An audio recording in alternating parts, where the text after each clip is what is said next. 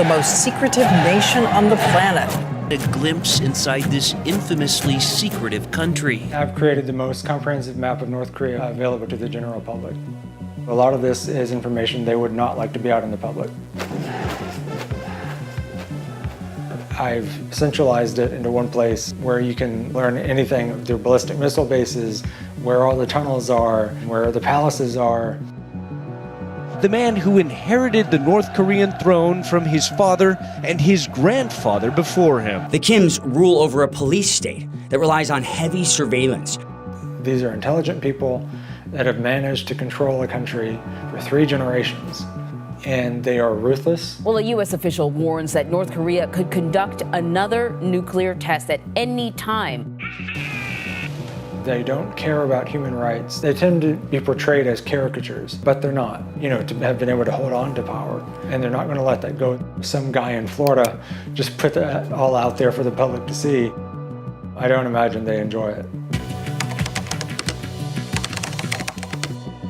My name is Jacob Bogle, and I'm a North Korea analyst. I estimate that I've spent over 7,000 hours mapping and writing about my finds. I've always had an interest for maps, for geography, and so when Google Earth came out, I started playing around on there, and I found that a number of other people had been marking places, especially military places in North Korea, but there were a lot of holes in the data. And so I thought I would take a summer to fill in the missing pieces and have a complete map of the country.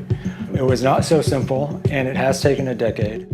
64,400 places that I've now mapped and verified.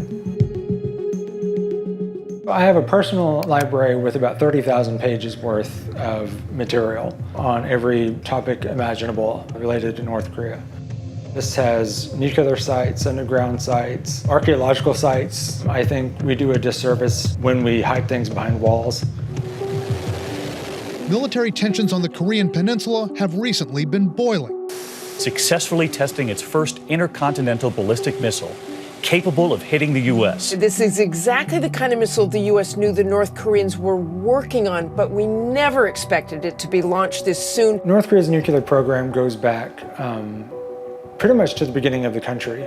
U.S. intelligence sources indicated the North was trying to produce highly enriched uranium. It is a required ingredient in the most powerful, compact nuclear weapons. In the town of Pyeongsan, they have one of these uranium milling plants. And what they do is there's a coal mine. Coal actually has uranium in it, and so they take the coal as the uranium ore and process it. In that process, they produce a lot of waste material, the leftover burnt coal, a lot of toxic chemicals. So this is the Pyeongsan uranium mill, this is the factory, and this is where all the sludge and stuff gets dumped. Material is brought in through this pipeline, through this pipe that runs across the river. You see this splotch right here, this dark color area. And this is March 2019. We have it, and then we can see it spilling into the river itself right here. It was picked up by South Korean media. 북한이 우라늄 폐기물을 강으로 유출시키고 있다는 아주 안 좋은 소식입니다. 미국의 한 전문가가 위성 사진을 분석했는데요. 예성강을 따라서 우리 연평도하고 강화도 근해까지 오염됐을 가능성을 제시하고 있습니다. I started going back through the historic imagery and noticed that this isn't just, bare dirt or something. This is a leak. And it's leaking directly into a river that provides water for agriculture and drinking water for thousands of people in North Korea, and then that flows into South Korean waters and eventually out into the Yellow Sea. In North Korea, the individual is not important. The group is important. So you can have terrible working conditions, you can have toxic material flowing into drinking water, and they don't really care. North Korea's conventional military forces, the tanks, troops, and artillery, are falling increasingly behind the capabilities of South Korea and the U.S. The North Soviet hardware is aging. Spare parts are becoming more difficult to secure. They couldn't survive, they wouldn't win against a direct aerial combat. And so they've been taking small steps, but steps nonetheless, to increase survivability. So this is Koksan Air Base. At the end of the runway, you have this nice little square right there. And in this case, it's just compacted sand. So 2014, it's not there. You see jets lined up, move forward in time. 2015, brand new, nice arrestor pad. They've already installed arrestor pads at the end of runways. These are engineered materials that give way whenever an aircraft hits it, to slow the aircraft down, stop it, but to not damage the aircraft any further. So, you know, small things, but potentially important things in a conflict.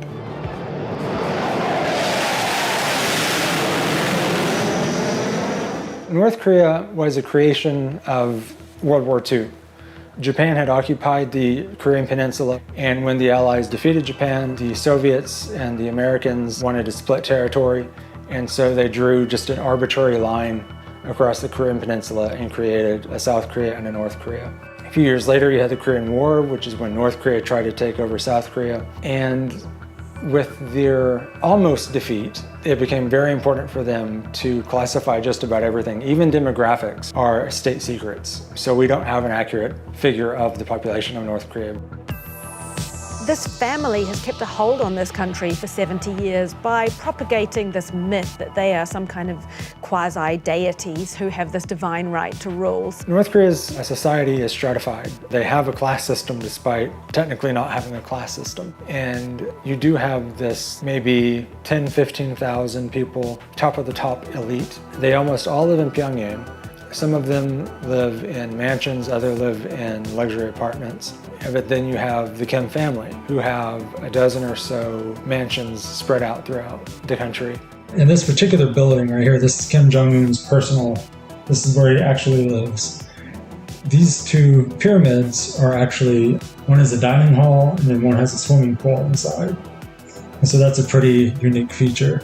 One thing that you can tell using satellite imagery about what's going on with the elite is when something gets built or when something gets demolished. Dictator Kim Jong-un has executed 70 officials since coming to power in late 2011. This is what Kim Jong-un is showing the people within North Korea. This is what he is telling to the elite.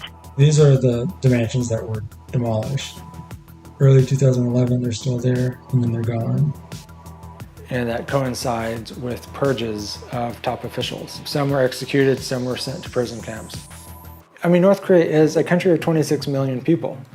They live their daily lives there. They're happy, they're sad, they get married, they die, they want a better life for their children.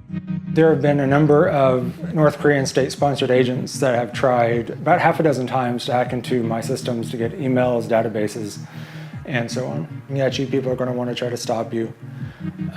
It's just, it is part of the job, and you just have to deal with it, really. In North Korea, there's always something new going on, and I think this is a project that's going to go on for a number of years to come.